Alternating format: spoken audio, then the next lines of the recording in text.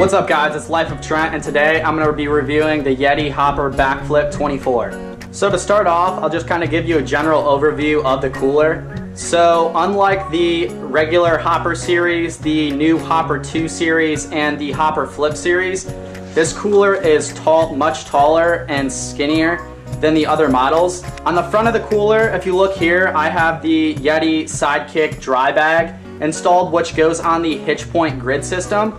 So the Hopper Flip and regular Hopper series also have this same system. So basically there's a few different accessories you can attach, one of which is this dry bag.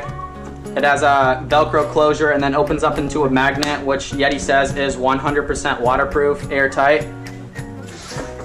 Another one of the accessories which you can put on either side of the cooler is the bottle opener with the retractor on it. There is a fixed bottle opener which also goes on here, but I have the retractable one installed. The cool thing about this is you can actually take the bottle opener off and basically put any kind of tool you want on here, which is nice. There is handles all over this thing. So you have handles on either side. So on the right side, the left side, you have a top handle. And then if you go to the back, there's another handle down here. So you are not gonna run out of ways to carry this thing. And then the kind of main feature of this cooler versus the other Hopper and Hopper Flip models is the shoulder strap. So you can wear this thing as a backpack. So included with the cooler is a chest strap and a waist strap, which I do not have installed on here currently, but that is an option if you think that would be something that you would use. So just like all the other Hopper models, you have the Hydro-Lock zipper, which is 100% waterproof. So the way that works is there's a little plastic piece they call the dock, which is at the end, which the zipper slides into, and to open it up, you just pull. The zipper is really stiff, but that's because it's designed to last forever. So once you get the cooler opened up, you have the same lining that you're used to on all the other Yeti Hopper series coolers. So durable, it's food safe, so you can put food in here. I'm not sure why you do that without putting it in a Ziploc bag, but if you wanted to, you have the option.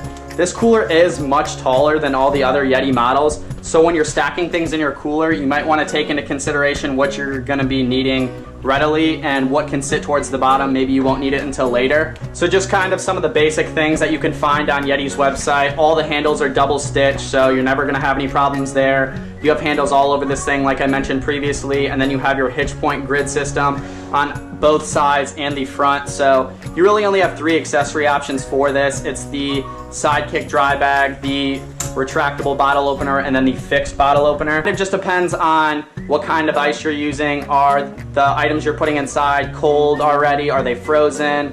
There's many factors that can go into it, which is why they don't give this information, because there's too many factors to consider. Just touching base in regards to ice retention, if you follow Yeti's guidelines, being throw a bag of ice in there before you go out to cool the insulation of the cooler down, put cold drinks in there, fill the cooler completely with ice, start at the bottom, put some items in, add layers of ice all the way through, and fill with ice to the top so there's no extra room for air. You will get, I would say, 2 to 3 days of ice retention, probably 4 to 5 days of keeping items just cold in general. You may have water in your cooler, but your items will stay cold for a very extended period of time. Also, when looking at this cooler, consider the fact that the Hopper series is not going to have the same insulation as Yeti's hard coolers, the Tundra series. So this cooler and other coolers in the Hopper line are more designed for a day out on the water, going to the beach, going to a cookout, things where you won't need ice to stay freezing cold for weeks on end. So that's kind of what these are more designed for. And what you're getting with the Hopper series versus a smaller cooler in the Tundra line is you're getting portability. This thing is significantly lighter than every cooler in the Tundra line, which is why the Hopper series complements Yeti's brand nicely. So if you don't think you're gonna need to keep things cold for days on end, you're not gonna be going out on extended trips, the Hopper line is definitely the place to go.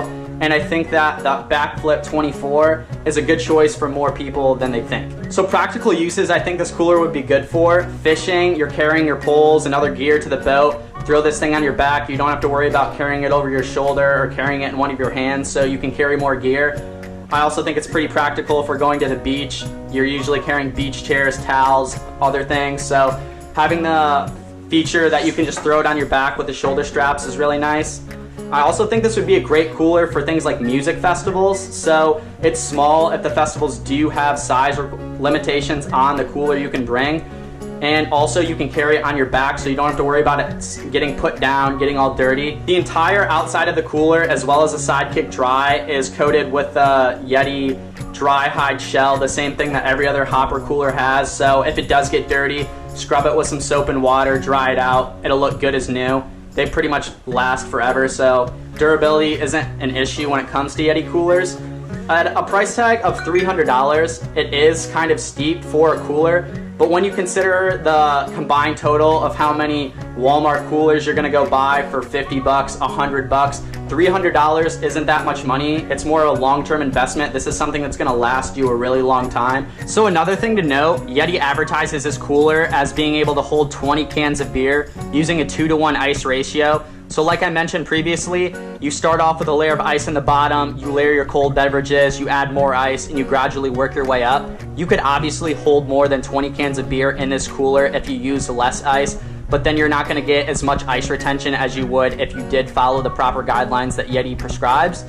So that's something also to consider. I would say you could easily fit a 30 rack of beer and some sandwiches and Ziplocs on top if you use much less ice, but it kind of just depends on if you're going for maximum capacity or duration of how long your items inside are gonna stay cold. Touching back on price again, most people I would say think that buying a $300 cooler, even maybe a $200 or $100 cool is outrageous. You have your people who say that Yetis don't work, they're just overpriced, you're buying it for the brand.